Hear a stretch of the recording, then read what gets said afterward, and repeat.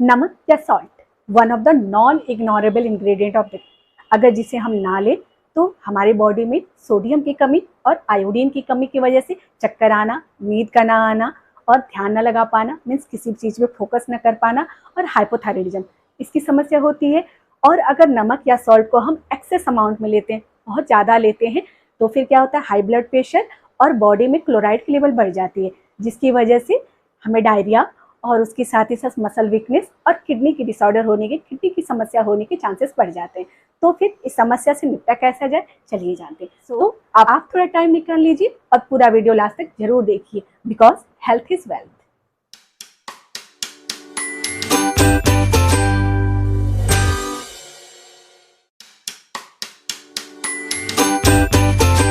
Hello everyone, welcome back in Ayurveda hive out doctor N, और मैं हूँ डॉक्टर अनुप्रिया सिंह।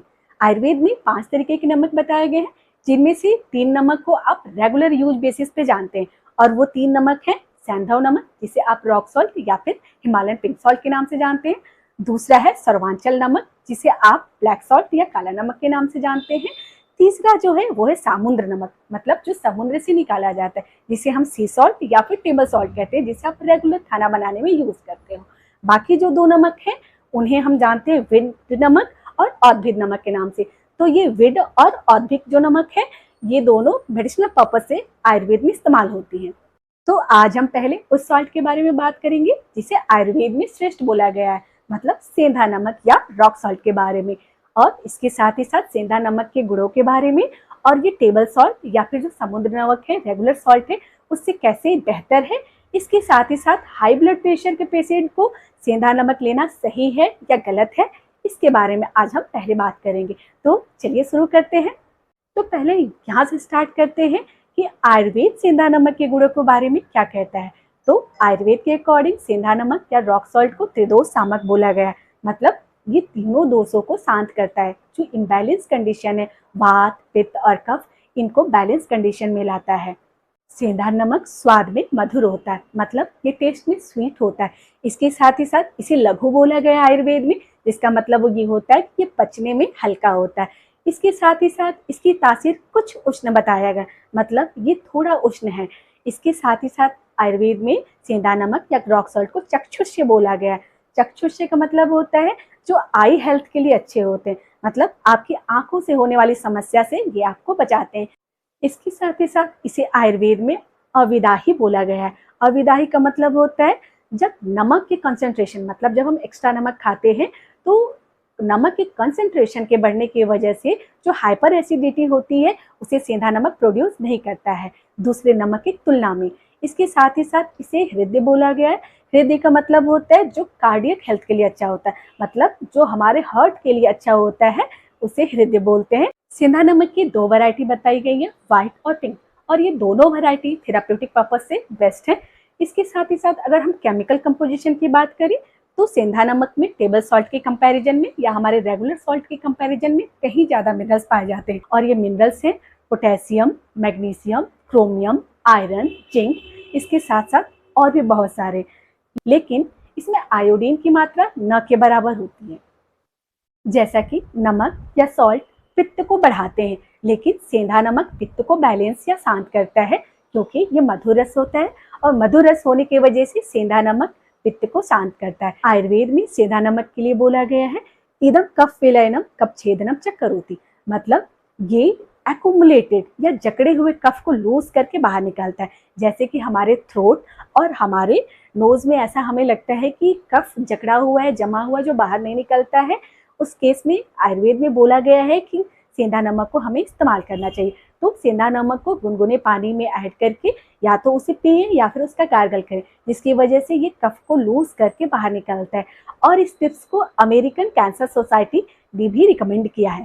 सेंधा नमक या रॉक सॉल्ट अपने लवण या सॉल्टी टेस्ट होने की वजह से कुपितवात को शांत करता है, इसलिए ये जो हमारे बॉडी में स्टिफनेस या जो ज्वाइंट्स पेन होते हैं उसमें बहुत अच्छा काम करता है। जनरली आयुर्वेद में बोला गया है कि हमारे बॉडी में जो भी स्टिफनेस होता है या पेन होता है, उसके लिए वात रिस्पॉन्सिबल होता है। तो सेंधा नमक जैसा कि ये वात का शमन करता है, इसलिए ये बहुत अच्छा काम करता है जोड़ों के दर्द में या फिर स्टिफनेस में। जैसा कि आयुर्वेद की जितने भी पेन किलर ऑयल बनाए जाते हैं उनमें सेंधा नमक का इस्तेमाल जरूर किया जाता है। इसके साथ ही साथ इवन अर्थराइटिस के प्रॉब्लम में, जॉइंट्स पेन में और स्टिफनेस इनमें बोला जाता है कि सेंधा नमक की आप कपड़े में लेके पोटली बनाएं और उस पोटली को थोड़ा गर्म करके जहाँ पे पेन हो रहा है उन जॉइंट्स पे उसकी सिकाई करना चाहिए, या फिर उसको गर्म पानी में ऐड करके जितना आप सह सके उतना गर्म पानी उसमें सेंधा नमक को घोल के उससे वॉश करने के लिए, जब उससे वॉश करते हैं हम उसकी सिकाई होती है तो वो वात को शांत करता है, जिससे आपको काफ़ी रिलीफ मिलता है। सेंधा नमक की एक अमेजिंग बेनिफिट बताई गई है मस्कुलर क्रैम्प में, मतलब जो मड़ोर के साथ बॉडी में दर्द होती है उसमें सेंधा नमक का अच्छा उपयोग बताया गया है। जैसा कि हमने अक्सर घरों में देखा होगा कि जब लोग जर्नी से किसी यात्रा से ट्रैवल करके बाहर से आते थे तो घर के जो छोटे होते थे वो गुनगुने पानी में सेंधा नमक को ऐड करके उनको पैरों को धुलते थे। तो जल्दी सेंधा नमक जो वात को शांत करता है वो क्या करता था, वात की वजह से होने वाले पेन से उनको रिलीफ देता था। अगर हम साइंटिफिक रिसर्च या साइंटिफिक एविडेंस की बात करें तो जो टेबल सॉल्ट के कंपैरिजन में सेंधा नमक में मैग्नीशियम का कंसंट्रेशन कहीं ज़्यादा होता है, और मैग्नीशियम की डिफिशियंसी एक one of the leading cause है मस्कुलर पेन के लिए। तो सेंधा नमक में हालांकि जो कंसंट्रेशन ज़्यादा मिलता है मैग्नीशियम का वो डिफिशियंसी को पूरा करता है, जिसकी वजह से मस्कुलर क्रैम्प या जो मसल्स पेन होते हैं उससे काफ़ी रिलीफ मिलता है जब हम सेंधा नमक से सिकाई करते हैं या सेंधा नमक को लेते हैं। सेंधा नमक जठराग्नि को दीप्त करता है, मतलब डाइजेस्टिव फायर स्ट्रेंथ को बढ़ाता है, जिसकी वजह से पाचन शक्ति को बढ़ाता है और पाचन को अच्छा करता है, जिसकी वजह से ब्लॉटिंग, एसिडिटी, गैस इसकी प्रॉब्लम नहीं होती है। इसके साथ ही साथ ये HCl के प्रोडक्शन को क्या करता है, बैलेंस करता है, साथ ही साथ जो हार्ट बर्न होता है उसको सूद करता है। इसलिए ये डाइजेशन से रिलेटेड जितनी प्रॉब्लम होती है उसमें सेंधा नमक बहुत ही अच्छा है। इसलिए आयुर्वेद की जितनी भी दवाइयाँ बनाई जाती है डाइजेशन से रिलेटेड उसमें सेंधा नमक का जरूर प्रयोग किया जाता है। आयुर्वेद में सेंधा नमक को हृदय बोला गया है, मतलब ये हमारे कार्डियक हेल्थ के लिए बेस्ट है। तो चलिए ये जानते हैं कि जो हाई ब्लड प्रेशर पेशेंट है या फिर जो हेल्दी ह्यूमन है उनको टेबल सॉल्ट या फिर सेंधा नमक में से किसे लेना चाहिए। सेंधा नमक या रॉक सॉल्ट 100% नेचुरल सॉल्ट है। इसकी टेबल सॉल्ट या सी सॉल्ट जो आप रेगुलर बेसिस पे यूज करते हैं उसकी तरह ना ही रिफाइनिंग की जाती है, ना ही पॉलिशिंग की जाती है, ना इसमें फ्लोइंग मटेरियल ऐड किया जाता है और ना ही आयोडीन ऐड किया जाता है। तो अगर हम सेंधा नमक रेगुलर बेसिस पे लेते हैं टेबल सॉल्ट को रिप्लेस करके, अगर हम सेंधा नमक या रॉक सॉल्ट रेगुलर बेसिस पे लेते हैं तो जो मेजर प्रॉब्लम अराइज होगी वो क्या होगी, आयोडीन के डिफिशियंसी की। और हमें रेगुलर बेसिस पे एक अडल्ट को अपने डाइट में डेली 140 माइक्रोग्राम आयोडीन की नीड होती है।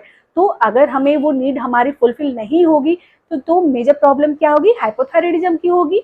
इसके अपोजिट अगर हम एक्सेस सॉल्ट लेते हैं, मतलब हम सेंधा नमक न लेके टेबल सॉल्ट को ज़्यादा लेते हैं, मतलब हम ऊपर से भी अगर खाना खाते हैं, फ्रूट सैलेड ये सब लेते हैं, इनमें भी हम सॉल्ट डालते हैं टेबल सॉल्ट, और इसके साथ ही साथ कुकिंग में भी हम क्या करें टेबल सॉल्ट का यूज़ कर रहे हैं, तो जो हमारा सॉल्ट इनटेक है वो 1.5 to 2.3 gram per day maximum होना चाहिए, जो कि अमेरिकन हेल्थ एसोसिएशन और WHO के अकॉर्डिंग एक रिकमेंडेड लिमिट है। अगर उस लिमिट से ज़्यादा हम टेबल सॉल्ट लेते हैं तो हमें क्या होती है, हाई ब्लड प्रेशर और इसके साथ ही साथ हाइपरक्लोरीमिया, मतलब हमारे बॉडी में क्लोराइड का लेवल क्या होता है, बढ़ जाता है। अब बॉडी में हमारे क्लोराइड के लेवल बढ़ने की वजह से क्या होगा, किडनी की प्रॉब्लम होगी, मसल्स वीक हो जाएंगे, इसके साथ ही साथ क्या होंगी, आपको डायरिया की सिचुएशन अराइज हो जाएगी।